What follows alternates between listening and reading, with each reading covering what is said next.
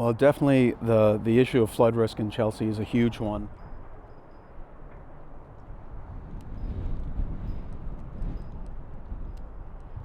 To really understand what the future will look like, you sort of have to look to the past. The city of Chelsea on both the eastern and western sides had a lot of swampland, a lot of tidal mud flats and salt marshes.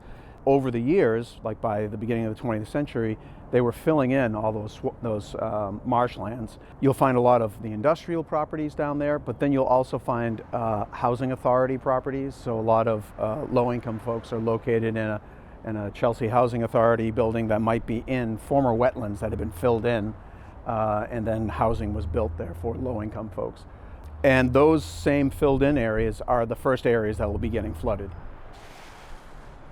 I think the fact that Chelsea is an environmental justice community, meaning a large population that is foreign-born, a large population which has English as a second language or may not speak English at all, and close to 75% of the city living in poverty.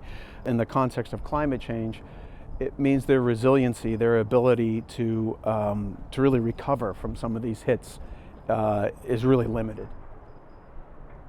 I think changing business as usual is going to be, that is the key part.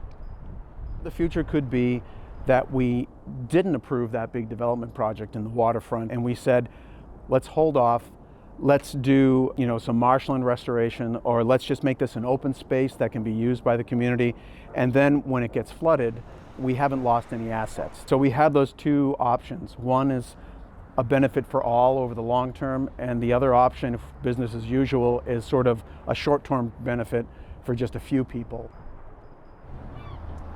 When it comes to the waterfront, we'd like to see the same kind of care that's being put into wealthier neighborhoods in terms of protecting the waterfront.